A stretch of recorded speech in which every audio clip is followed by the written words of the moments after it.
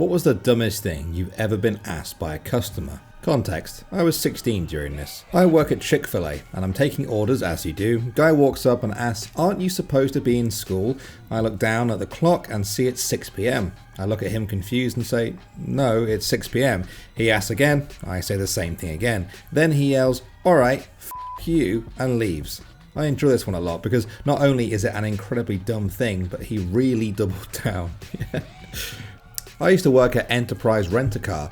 We'll pick you up. I went to pick up a customer, worth noting she was renting a car for a weekend getaway, called her when I got to her apartment, and she came downstairs and had this conversation. Lady: "Okay, I'll follow you back to the office." Me, confused: "I'm here to pick you up and drive you back to the office." Lady: "What am I supposed to do with my car?" Me: "Were you planning on leaving your car at our lot over the weekend?" Lady: "No." Me, more confused: "Why are you going to follow me in your car? I can drive you back to the office, finish the paperwork, and you can take the rental car from there." Lady, not grasping the concept: "Well, how are you going to get it back?" Me: "I'll drive us both in this rental car back to the office where we can do the paperwork and you can take the rental car from there. That way, your personal car is still at your apartment. And when you return the car on Monday, you can drive the rental car back to us, we'll close out the paperwork, and we'll give you a ride home. Sounds like a plan?" Lady: "That doesn't make sense. You're making this way too difficult. I'll just follow you in my car." Me, thinking the customer is always right: "Okay." We get back to the office. I finish the paperwork, still astonished she qualified to rent a car, and hand her the keys to the car. "Okay, how do I get my car back to my apartment?" Me. Lady: "Can you drive my car back to my apartment?" Me: "I'm not authorized to drive your car. You're welcome to leave it here on the lot over the weekend if you want." Lady: "Okay, can you drive the rental car and follow me back to my house so I can drop off my car?" Me: "This is what I was trying to do when I picked you up. There was no need to take two cars." Lady: "I'd like to speak to your manager." This is maddening.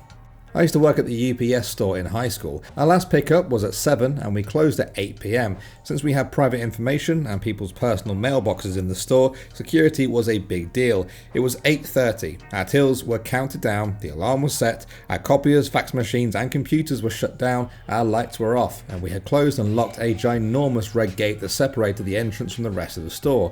Some woman ran up to the door and, like some demon in a horror movie, she hurled herself against the glass and screeched like a banshee. Keep in mind, we are very obviously closed with a sign saying we are closed, no lights on, and a giant red gate drawn down over the store. She began pounding on the glass and frantically yelling at us. My co-worker worried something was wrong, like maybe she was being chased and needed help. He carefully opened the door just a crack to ask what was wrong. She immediately tried to wedge her hands and head in the crack and asked, "Are y'all open?" We informed her that we obviously weren't. Her logic was, "Well, you opened the door, so now you have to help me." She began wailing and crying that she had to mail a package. We explained that even if we were open, our last pickup was an hour and a half ago and we couldn't even mail it until tomorrow. She protested, and we eventually got the door shut and locked. So we just stood there awkwardly in the dark, hoping she would leave. She kept pounding on the glass and saying, "I know you're open." As we debated what to do and if we should call the cops, this lady pulled out her cell phone and called the cops herself. The cops arrived, we explained the situation, and the woman accused us of lying, despite the sign on the door saying we closed an hour ago at this point. Then, in front of the officer and on security camera, the woman launched herself at my co-worker and hit him in the face. She immediately jumped back and began fake crying that he had assaulted her. We were dumbfounded. She ended up getting arrested and my co-worker pressed charges. So the stupidest question I got was, "Are you open?" Do people just sort of temporarily lose all sanity for short periods? How else do people like this survive most of their life? No way they can be that stupid the whole time. When I was a teenager, I had a customer try to fight me because we didn't do the Taco Tuesday discount for him. It was the weekend. Freedom Friday, but still on a Tuesday. That's ridiculous. Not necessarily a dumb question per se, but by far the most memorable dumb customer encounter. Years ago, I worked for an Audi dealership as a greeter shuttle driver, and one blissfully quiet afternoon, a middle-aged woman in a beige A6 pulled into the drive. Here's how the exchange went down. Me: "Good afternoon. How can I help you today?" Her: "This light came on." She points to the check engine light with concern in her voice. Me: "Yes, that's the check engine light." Her, interrupting me: No, it's this one. The CEL was the only light on at this point in time." Me: "Yes, that's the check engine light." Her: "Well, what does it mean?" Me. There are literally thousands of different things that can turn that light on, but if you go into the office there, one of our service advisors can plug in a little computer and they'll tell you what's wrong. Her scoffs condescendingly. So you don't know what it means? Me. Mom, I think they can help you better than I. Mom, it means your fizz bin level is too low and needs to be checked. The gentleman in there can arrange that for you. When I worked in a call centre for home phone service, I had a guy call and angrily ask why we were still charging him for his phone service, since he had unplugged his phone from the wall a month ago. I work at a hotel. This reminds me of a guy who reserved a room for 2 weeks, had the do not disturb sign on the door the whole stay. Pretty common for longer stays. A couple of weeks later, I get a call from the guest absolutely furious that we charged him for a 2-week stay when he only stayed at our hotel for 2 days. I asked him who he spoke to at checkout, thinking maybe one of our employees made a mistake and just didn't properly check him out of the system for some reason. Long story short, he didn't notify anyone that he was checking out, just left. I used to work in a pet store. One night a woman came in and said she had ordered a puppy off the internet and he would be arriving in the next few days. She had never owned a pet and asked several dumb questions, but the one that I'll always remember is, do puppies need water? I feel sorry for this dog. It's probably dead. It probably never existed. A woman came to the checkout and handed me a bag of mozzarella. She asked me what the ingredients were and if there were any chemicals in it. I turned the bag around and started to read the ingredients out to her. She grabbed the bag out of my hand, angrily said, I could have done that myself, and stormed off. The answer to this question is always yes. No need to read the label.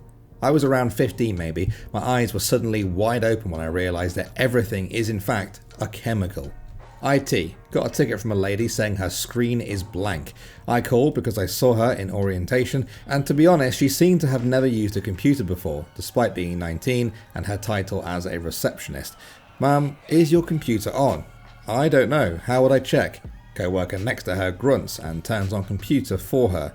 Oh, okay, it's on. Now do I have to type out my username and password to log on? No words could properly describe how I felt in that moment. I like how her co-worker let her call IT before turning it on for her. I used to work in a phone shop. Had someone come in asking why their phone wasn't working properly. I was visibly scorched and melty. I asked why it looked that way. They said it came up with an error message saying it had been too cold. Not an error message I had heard of before, but I know phones can bring up errors for being too hot, so who knows. And so they had put it under the grill to heat it up. The grill.